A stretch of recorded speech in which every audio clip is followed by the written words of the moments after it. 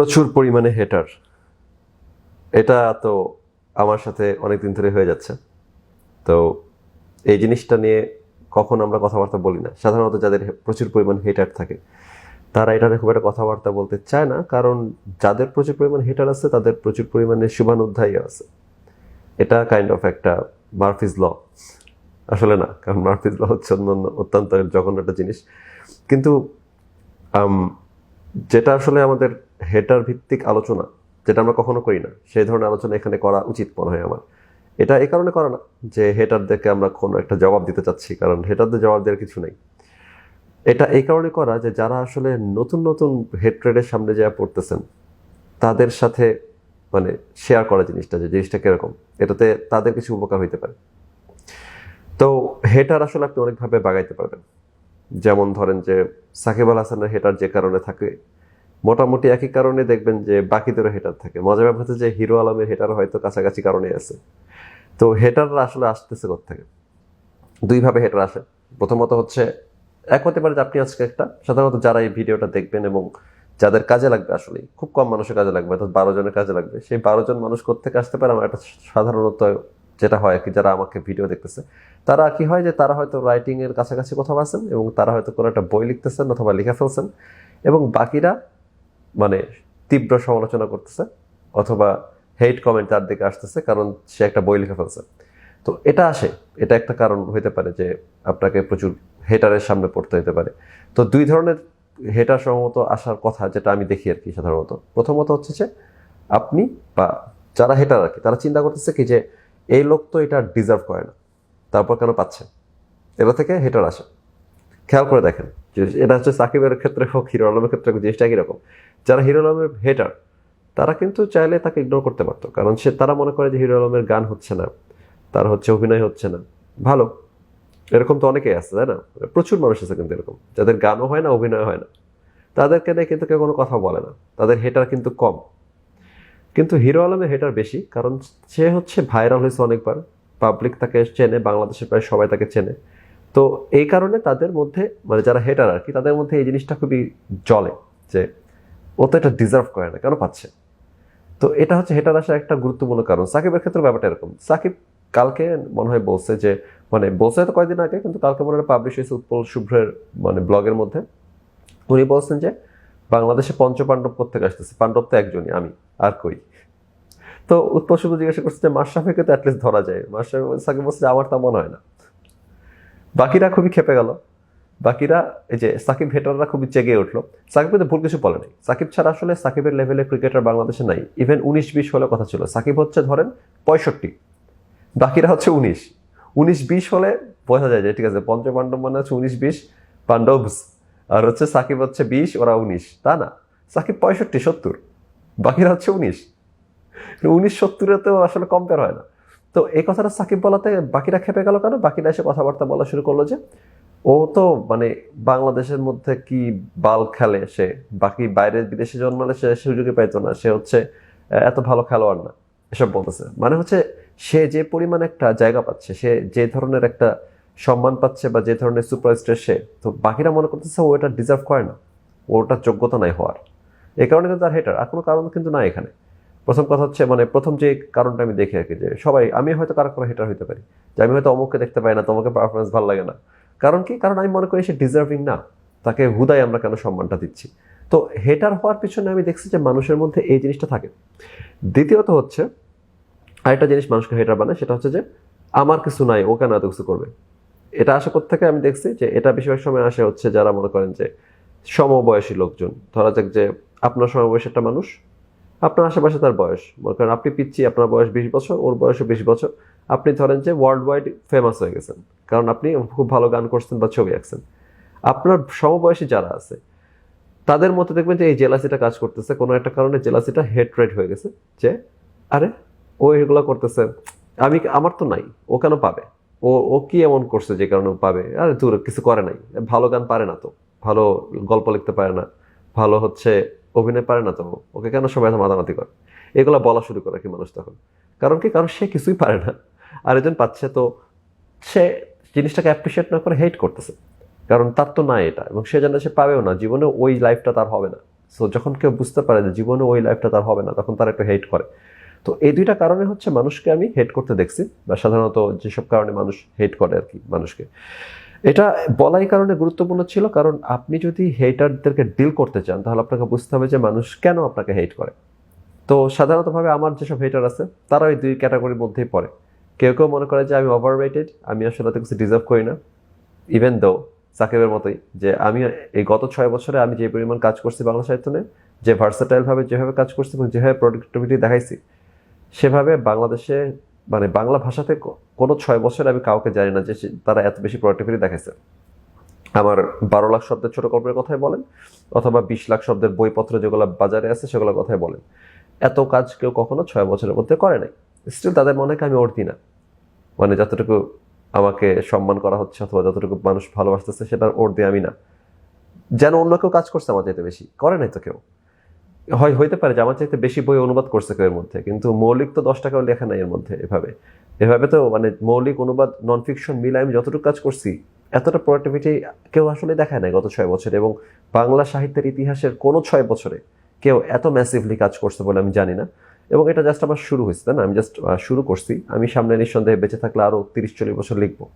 So সামনে নিঃসন্দেহে আমি বিশাল একটা ভেলকি দেখা দিব বলে অনেকে মনে করতে পারে। যে পটেনশিয়ালটা মানুষ আমার মধ্যে দেখতেছে এবং যে কাজ আমি অলরেডি করে ফেলছি, সেই কারণে কিন্তু মানুষজন আমাকে যতটুকু পাত্তা দেওয়া দিচ্ছে। এবং যারা পাত্তা দিচ্ছে তারা নিজের খেয়ে নিজের পছন্দে পাত্তা দিচ্ছে, তারা কিন্তু মনে করছে আমাকে অর্থী। এটার জন্য আমি তাদের কাছে খুবই কৃতজ্ঞ। কিন্তু যারা হেটার, তাদের জিনিসটা ভালো লাগে না কখনোই। তারা মনে করে যে কেন হচ্ছে মানুষজন ওকে পাত্তা দিবে, বা কেন মানুষজন ওকে চিয়ার করবে, আর ও তো যোগ্য না এত কিছু করার জন্য। ইভেন দো আমি এখন পর্যন্ত বাংলা ভাষার ইতিহাসে মনে হয় সবচেয়ে বেশি প্রোডাক্টিভিটি দেখাইছি, ইভেন তো তারা মনে করে আমি যোগ্য না। কেন মনে করে না আমি জানি না। যাই হোক, একটা ব্যাপার থাকতে পারে যে তাদের কাছে কিছু ক্লাসিক অ্যাপ্রোচ হচ্ছে একমাত্র সাহিত্যের করার উপায়, কিন্তু আমি কমপ্লিটলি ডিফারেন্ট অ্যাপ্রোচ জায়গায় অবশ্যই আগাবো, কারণ আমার মধ্যে অবশ্যই ক্রিয়েটিভিটি আছে। আমার বাচন ভঙ্গি থেকে শুরু করে বর্ণনা ভঙ্গি থেকে শুরু করে সবকিছু কিন্তু আমার নিজস্ব। এবং আমি যেভাবে গল্প বলি সেটাও কাইন্ড অফ নিজস্ব। আপনি তো এখন বিভূতিভূষণ হইতে চাইলে হবে না, ওটা তো যে ছিল সে হয়ে গেছে। হুমায়ুন আহমেদ হলে তো হবে না, আপনাকে তো আপনার মতো থাকতে হবে। সো আমি আমার নিজের রাস্তা বানাইছি, নিজের মতো করে গল্প বলা শিখছি, নিজের মতন করে কাহিনী বিল্ড আপ করা শিখছি। আমার নিজস্ব তৈরি অনেক টুলস আছে যেগুলো বাংলাতে আমি কখনো কাউকে ইউজ করতে দেখি নাই। অবশ্যই টুলস মানে হচ্ছে আপনি যখন বই পড়তেছেন সেটার মধ্যে অনেকভাবে গল্পটা লেখা যায় এবং অনেকভাবে অনেক কিছু করা যায়, যেটার ভাবে মানে যেটার কারণে আপনার মনোযোগ আমি নিয়ে নিচ্ছি, যে কারণে আপনার কাছে মনে হবে যে নতুন কিছু পড়তেছেন। তো এই জিনিসগুলা কিন্তু মানুষকে শেখাতে পারে। অনেক ক্লাস আছে, ক্লাসের মধ্যে এগুলাই শেখায় যে কীভাবে উপন্যাস লিখবেন। কিন্তু আমি এরকম অনেক কিছু আবিষ্কারও করছি, কারণ আমি প্রচুর সময় দিচ্ছি এর মধ্যে গত 6 বছর 8 বছরে। সো ব্যাপার হচ্ছে যে যারা হেটার আছে স্টিল, তাদের মধ্যে অনেকে মনে করে যে আমি যোগ্য না, আমি এতটা ভালো রাইটারও না, কিন্তু মানুষজন আমাকে প্রচুর তেলাচ্ছে বা পাত্তা দিচ্ছে। অনেকে মনে করে যে মানুষ আমাকে পাত্তা দিচ্ছে কারণ সে ভালো জায়গা থেকে পড়াশোনা করছে, মানে যেটাও কাইন্ড অফ আমার যোগ্যতাতেই পড়াশোনা করছি, বাট যেটা রিলেভেন্ট না, যে কারণে আমি কখনো কিন্তু বলি না যে আমি একজন প্রকৌশলী or সামথিং। তারপরে মানুষজন মনে করে যে আমি ভুল কারণে মনোযোগ পাচ্ছি, যে কারণে তারা হেট করতেই পারে। এটা হচ্ছে হেটারদের একটা উপায়। এবং এই ধরনের হেটারদের সাথে আসলে কোনোভাবেই কনভারসেশনে যাওয়া উচিত না, কারণ সে ধরে রাখছে, সে প্রিডিটারমাইন্ড যে আপনি ভালো কাজ করতে পারেন নাই বা পারতেছেন না, বা আপনি ভালো করতেছেন। যেমন সাকিবের ক্ষেত্রে সবাই বলে যে সাকিব ভালো, সন্দেহ নাই, কিন্তু সে তো সেরা না। আমার ব্যাপারে মানুষ এরকম বলে যে কেপি ভালো লেখে, সন্দেহ নাই, কিন্তু সে তো সেরা না। সে যেরকমটা ভাবে নিজেকে, সে তো মনে হয় যে বিশাল সেরা। কারণ আসলে 99% রাইটার আমার আশেপাশে লিখতে পারে না বাংলাদেশে, যারা এখন বেঁচে আছে। সো কি বলবো আর কি। আর 99% বলে তো অনেক অফেন্ডেড ফিল করতে পারেন, বাট মনে রাখতে হবে যে এখন বর্তমানে বাংলাদেশের নতুন মানে যারা জীবিত বই লিখতেছে তাদের সংখ্যা, এবং মোটামুটি মানে কোনো মতে পাঠযোগ্য বই লিখতেছে এরকম রাইটারের সংখ্যা কিন্তু 1000-এর মতো। সো 99% অবশ্যই লিখতে পারে না ভালো, সেটা খুবই সাধারণ কথা। এমন না যে আমি খুবই সবাইকে একেবারে উড়াই দিচ্ছি, এটা খুবই ফ্যাক্ট, এটা খুবই ট্রু ফ্যাক্ট। কারণ আপনারা যারা পড়ছেন লেখা, আমার লেখা পড়ছেন, বাকিদের লেখা পড়ছেন, তারা হয়তো কম্পেয়ার করতে পারবেন। আমি যদি মনে করেন যে যখন একটা 3rd ক্লাস গল্প লিখি, ফিনিশিং বলতে কিচ্ছু নাই, মাঝখানে কিচ্ছু নাই, তারপর আপনি আমার বইটা পড়তে পারবেন, কিন্তু অনেকের বই পড়তে পারবেন না। সো ব্যাপার হচ্ছে যে এই যে এগুলো যে আমি চিন্তা করি, এটা কিন্তু এই কারণে চিন্তা করি না যে আমি প্রচন্ড অহংকারে মারা যাচ্ছি। আমি স্যাড যে হচ্ছে বাকিরা কাজ করতে পারতেছে না, যেটা করা উচিত ছিল বাকিদের। এখন আমার তো আসলে কোনো লাভ নাই নিজেকে বোধহয় সেরা চিন্তা করে। আমি চাই যে আরো মানুষজন আমার সাথে ভালো কাজ করুক। সাকিব অবশ্যই চাই যে বাংলাদেশে আরো ভালো কিছু ক্রিকেটার থাক যারা হচ্ছে তার সাথে ভালো খেলতেছে। তার ক্ষতি কি? আমার তো কোনো ক্ষতি না, আমার ফ্যান বেজ তো নষ্ট হচ্ছে না, ওনাদের ফ্যান বেজও তো নষ্ট হচ্ছে না।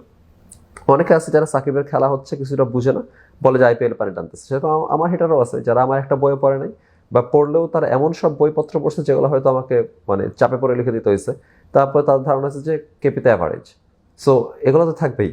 এখন এটা হচ্ছে এক ধরনের হেটার গোত্র যাদেরকে আপনি ডিল করার চেষ্টা করবেন না, কারণ কেউ যদি মনে করে সাকিব ভালো খেলোয়াড় না, তাহলে তাকে তো আপনার সাকিবকে ভালো খেলোয়াড় মনে করানোর দরকার নেই।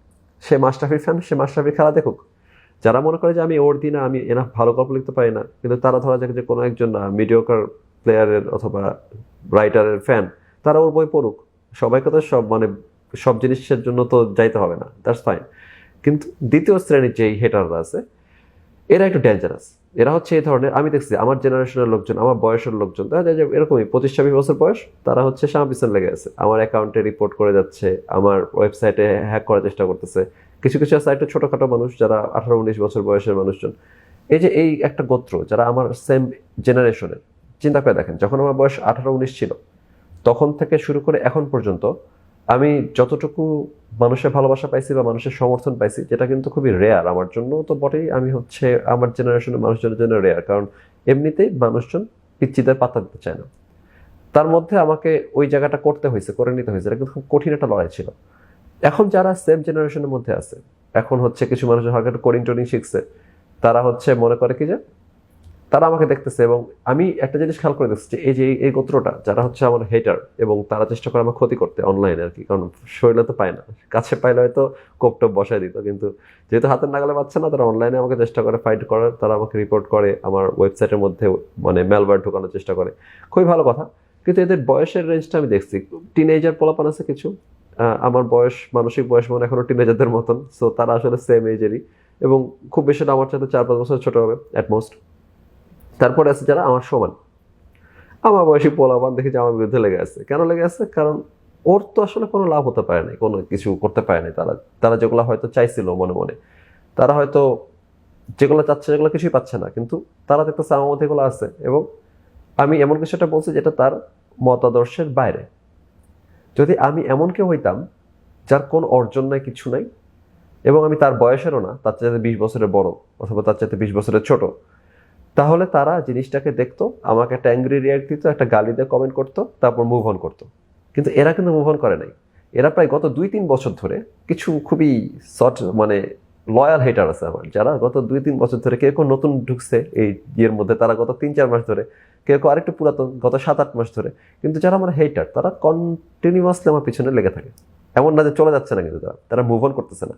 তারা আমাকে 2বার রিপোর্ট করে দিয়ে চলে যাচ্ছে না, তারা আমার ওয়েবসাইটের মধ্যে 2বার অ্যাটাক দিয়ে চলে যাচ্ছে না, তারা কন্টিনিউয়াসলি লেগে আছে।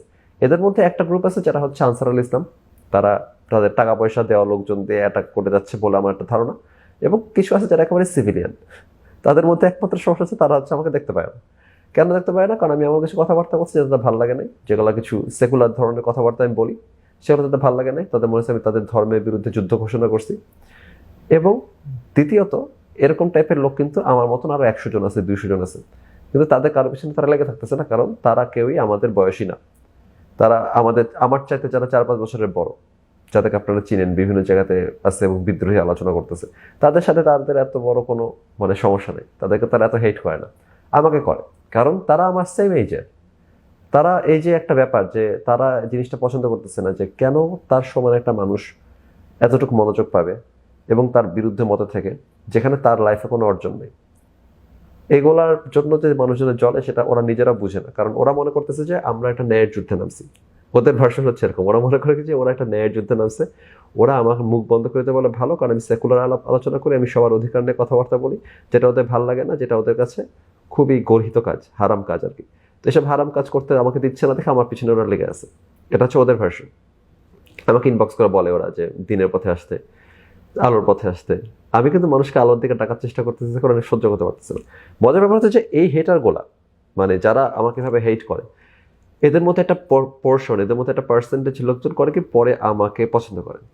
এটা করবেনই, আজকে হোক অথবা কালকে হোক, ওনারাও করবেন, কারণ যেহেতু এই ফাঁদের মধ্যে উনি পড়ে গেছে, উনি আমার পিছনে লেগে আছে মাসের পর মাস, তার মানে আমার প্রভাব তার মধ্যে আস্তে আস্তে পড়বে। এবং এটা কোনো একটা কারণে, এটাকে মানুষজন যেরকম গড গিফটেড ট্যালেন্ট বলে, সেরকম আমার একটা গড গিফটের ব্যাপার হচ্ছে, কেউ যদি আমার সাথে কিছুদিন থাকে, তাহলে তারা আমাকে দিয়ে অনেক প্রভাবিত হয়, তাদের লাইফের মধ্যে অনেকগুলো কাজ হয়ে যায় যেগুলো আমার সাথে দেখা সাক্ষাৎ না হলে তার জীবনও তারা করতো না। তারা আমার সাথে আমার এই বিরুদ্ধে যুদ্ধ করতেছে, যারা আমার অ্যাকাউন্ট খেয়ে দেওয়ার চেষ্টা করতেছে, এদের মধ্যে অনেকে কিন্তু আমার মতাদর্শ শেয়ার করবে আগামীতে, কারণ এই মুহূর্তে যারা আমার মতাদর্শ শেয়ার করে তাদের মধ্যে বেশিরভাগই 3 বছর আগে আমাকে জঘন্য রকম ঘৃণা করতো, প্রচণ্ড হেটার ছিল আমার।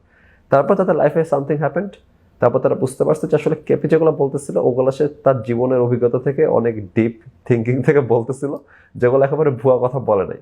ইনস্ট্যান্টলি শোনার সময় তাদের মনে হচ্ছে যে ওকে মনে কেপি বাড়াবাড়ি করতেছে, বেশি বলতেছে, কিন্তু আসলে তখনও তারা জীবন দেখে নাই যতটুকু আমি দেখছি। এখন এটা আমার ফল্ট হইতে পারে না যে আমি 20 বছর বয়সে যতটুকু জীবন দেখছি অনেকে 60 বছর বয়সে সেটা দেখতে পারে না, এটা তো আমার ফল্ট হইতে পারে না। কিন্তু আমি যতটুকু জীবন দেখছি সেটা আমি বাকিদের কাছে শেয়ার করার চেষ্টা করি, আমার থটস, আমার বাকি আলাপ আলোচনা। এটার কারণে যদি আমার হেটার আসে, এই তৃতীয় শ্রেণীর হেটারটা এই কারণে ডেঞ্জারাস যে এরা কিন্তু আপনার ক্ষতি করার চেষ্টা করতেই থাকবে এবং মাঝে মাঝে করে ফেলবে। তো এটা এরকম হতে পারে যে আমি হয়তো দেশের মধ্যে গেছি, কোনো একটা রাস্তাঘাটে হেঁটে বেড়াচ্ছি, এই যে এই সেকেন্ড ক্যাটাগরির যে হেটার তারা কেউ এসে আমাকে একটা কোপ দিয়ে চলে যেতে পারে, যেটা একটু সমস্যা। কারণ প্রথম শ্রেণীর হেটার আপনাকে দেখতে পারবে না, আপনাকে বলবে যে ও তো ফালতু, দ্যাটস ফাইন, কারণ মানুষের পার্সোনাল প্রেফারেন্স থাকবেই। সেকেন্ড কাইন্ড অফ হেটার নিয়ে একটু সাবধান থাকতে হবে। তো আমার যেটা আর কি মূল যেটা আলোচনা ছিল যে যারা নতুন হেটার গজাচ্ছেন তাদের কাছে এই যে কোনটা কোন ধরনের হেটারটা আইডেন্টিফাই করাটা বেটার। যারা আপনার সমান বয়সের হেটার এবং সমস্যাজনক হেটার তাদের সাথে আপনি চেষ্টা করবেন যে খুবই কথাবার্তা, সম্পর্ক সবকিছু বজায় রাখতে। যেমন আপনারা খেয়াল করে দেখতে পারেন যে একটা হ্যাকার, মানে নিজেকে হ্যাকার বলে দাবি করে আর কি, সে এসে বলতেছে তোমার আইডিতে আমি ব্লক করে দিচ্ছি। সত্যিও আমার আইডিতে ম্যালওয়্যার ঢুকাইছে। দ্যাট হচ্ছে তারপরে কি হচ্ছে, আমার হচ্ছে এত সময় নাই এখন আইডিকে নিয়ে আমি কখনোই চিন্তা, সরি আমার ওয়েবসাইট আর কি, ওয়েবসাইট নিয়ে আমি এখনো চিন্তা শুরু করি নাই, কারণ ওয়েবসাইটটাকে আমি জাস্ট রাখছি, কারণ ওয়েবসাইটের ডোমেইনটা আমি পাইছিলাম, আমি ওটা নিয়ে নিয়েছি। কিন্তু ওইটা নিয়ে আমি আসলে সিরিয়াসলি কাজ করতেছি না, যে কারণে ওরা যখন মেলওয়্যার ঢুকাচ্ছে, ওরা যখন অ্যাটাক দিচ্ছে, তখন আমি জাস্ট ব্লু হোস্টের, মানে আমার যেহেতু ব্লু হোস্ট দিয়ে আমি সাপোর্ট, এটা সবাই জানে। সো ব্লু হোস্টকে আমি জাস্ট ইমেল করে বলি যে ওরা আমার সাইটে মেলওয়্যার ঢোকানোর চেষ্টা করছে, আমার সাইট উদ্ধার করে দাও, তারা উদ্ধার করে দেয়। তার মানে নিখুঁতভাবে সব কিছু ঠিক করে দিচ্ছে তাও না, আমারও কোনো সমস্যা নেই। তারা যদি সাইটের মধ্যে মেলওয়্যার ঢুকায়ও রাখে আমার কোনো সমস্যা নেই, কারণ আমার সাইটটা কিন্তু কখনোই আমার ফ্রন্টাল কোনো ব্যাপার না। কিন্তু আপনারা খেয়াল করে দেখবেন যে এই যে ওয়েবসাইটের যারা অ্যাটাক করে যাচ্ছে তারা এসে আমার কমেন্টে, মানে পোস্টের মধ্যে কমেন্ট করতেছে। এর আগে যখন যারা আমার রেগুলার আমার আইডিতে রিপোর্ট করতো তারা এসে আমার পোস্টে কমেন্ট করতো যে হ্যাঁ দিচ্ছি কিন্তু তোমাকে ভয়রা, তোমাকে কিন্তু ভরে দিচ্ছি। এবং সাধারণত সবাই বলে যে তাদেরকে ইগনোর করতে, বা আমি তাদেরকে একদম ইকুয়াল আমার সমান একটা মানুষ হিসাবে কথা বলি। এটা আপনারা খেয়াল করলে দেখবেন যে তাদেরকে আমি ইগনোর করতেছি না, আমি কথা বলছি, রিপ্লাই দিচ্ছি। যদিও তারা আমার অনেক ক্ষতি করার চেষ্টা করতেছে, কিন্তু তারপর আমি চেষ্টা করি তাদের প্রতি কোনো ধরনের মানে হিংসা বা বিদ্বেষ না দেখাইতে। কারণ এরা হচ্ছে সেকেন্ড ক্যাটাগরি হেটার, এরা হচ্ছে আমার জেনারেশনের মানুষ, তাদের লাইফ অর্জন নাই দেখে তারা আমাকে দেখতে পায় না, এবং তারা একটা সময় বুঝতে পারবে যে আসলে আমি তাদের কথাগুলো যেগুলো বলছিলাম সেগুলো সব সত্য কথাই বলছি, সব সঠিক কথাই বলছি। তারা এতদিন ভুল জানতো, এবং যখন তারা সেটা বুঝতে পারবে তখন তারা সুরসুর করে আলোর পথে ফিরে আসবে। এই কারণে তাদের সাথে আমি যোগাযোগ বজায় রাখি। যারা প্রথম শ্রেণীর হেটার তাদের সাথে আমি কথাবার্তা বলতে চাই না। ধরা যাচ্ছে যে কেউ একজন বললো যে অমুক রাইটার অনেক ভালো লেখে, কিশোরবাসী মুখের মানুষ মাতামাতি করে কেন, ওই তো একটা বোকাচোদা, আমি ওর সাথে কোনো কথাবার্তা বলতে চাবো না, কারণ ওটার পার্সোনাল প্রেফারেন্স দিয়ে হেটার, সে মনে করে আমি ডিজার্ভিং না, ফাইন। বাট সেকেন্ড প্রজাতি যারা হেটার, যারা নিজের লাইফে কিছু পাচ্ছে না দেখে যারা সাকসেসফুল তাদেরকে নিয়ে সমস্যা করতেছে, এরা এক সময় একটু ম্যাচিউর হলে তারা বুঝতে পারবে যে আসলে তারা একটা ভুল কাজ করছিল। এদের অনেকে পরে আমাকে সরি বলছে যে আসলে আপনার সাথে যে এরকমভাবে ব্যবহার করছি এটা উচিত হয় না এক সময় করা। বাট আমি তো জানি যে এক সময় এদের সবারই চেঞ্জ অফ হার্ট আসবে, এদেরও আসবে যারা এখন আমার ওয়েবসাইটে অ্যাটাক করছে, তাদেরও আসবে যারা আমার সাইটের মধ্যে মানে প্রোফাইলের মধ্যে রেগুলার রিপোর্ট করে যাচ্ছে। আনলেস তারা আনসারুল ইসলামের লোক হয়, যারা আছে আনসারুল ইসলামের লোকজনও আছে সাইবার সেল, যারা আমাকে ফাইট করার চেষ্টা করতেছে, আমার অ্যাকাউন্ট খেয়ে দেওয়ার চেষ্টা করতেছে। ওরা জীবনে শুধরাবে বলে আমার মনে হয় না, কারণ ওরা brainwashed and too far gone. But বাকিরা আশা করা যায় যে আলোর পথে আসবে, বা যারা এখনো খুব বেশি ব্রেন ওয়াশড হয়ে একেবারে চূড়ান্ত পর্যায়ে চলে যায়। সো ডিল করার সময় এই জিনিসটা মাথায় রাখলে আমার মনে হয় যে হেটার ডিল করা খুব সহজ একটা কাজ। কারণ দুই ধরনের হেটার আছে, এবং এক ধরনের হেটারকে আপনি পুরোপুরি ইগনোর করতে পারেন, আরেক ধরনের হেটারের সাথে আপনি এমনভাবে কথাবার্তা বলবেন যেন সে আপনার আজীবনের বন্ধু। চাইলে ইগনোর করা যায়, কিন্তু ওদেরকে ইগনোর করার দরকার নাই, কারণ ওরা একসময় ফিরে আসবে আপনার কাছে, তারা ফিরে আসবে। এবং যারা আমার মতন বয়সের লোকজন তাদের জন্য এটা প্রায় ফেস করতে হয় যে সমান বয়সের লোকজন, সেম জেনারেশনের পোলাপান, কোথায় তারা একটু হাততালি দিবে যে ঠিক আছে আমাদেরই জেনারেশন একটা ছেলে এত কিছু করতেছে, তা না, উল্টা দেখা যাচ্ছে তারা আরো জ্বলে যাচ্ছে যে আমার কিছু নাই কেন ওর থাকবে। কারণ আমরা অনেক বেশি পরিশ্রম করছি, এজন্য আমাদের কিছু একটা আছে। প্রতিদিন 13 ঘন্টা করে 12 ঘন্টা করে লিখতে হয়েছে না 4 বছর ধরে আমার জাস্ট ভিত্তি বানাইতে। তো যখন আমি প্রতিদিন 13 ঘন্টা করে লিখতেছি তখন আমার স্কিল বাড়তেছে না, আমি বেটার রাইটার হইতেছি না? তো কষ্ট করে না পাইছি এইসব জিনিসপাতি। আপনারা তখন শুধু শুধু ঘৃণা করলে হবে না যে কেন ওর আছে কিন্তু আমাদের নেই। তো যাই হোক, ঘটনা যেটাই হোক, ঘটনা হচ্ছে যে আমাদেরকে এই ব্যাপারগুলো নিয়ে এতটা ভেঙে পড়ার তো কিছুই নাই, হেটার থাকবেই, কিন্তু কিভাবে ডিল করবেন সেটা নিয়ে আমার ইনসাইটটা বললাম। কারো উপকার হলে তো ভালো, আর না হলেও ক্ষতি নাই। আপনারাও জানাতে পারেন যে কিভাবে আপনারা হেটার ডিল করেন। মানে এমন না যে এখানে কমেন্টে জানাতে হবে, আপনারা হয়তো নিজেদের মতো করে পোস্ট দিলেন বা কিছু করলেন, কারণ হেটার সব পৃথিবী ভর্তি আছে। সবারই দরকার যে হেটার ডিল করা বিভিন্ন ট্যাকটিক্স শিখে রাখা। তো যাই হোক, আজকের মধ্যে এতটুকুই। সবাইকে ধন্যবাদ, ভালো থাকবেন, আপাতত বিদায়।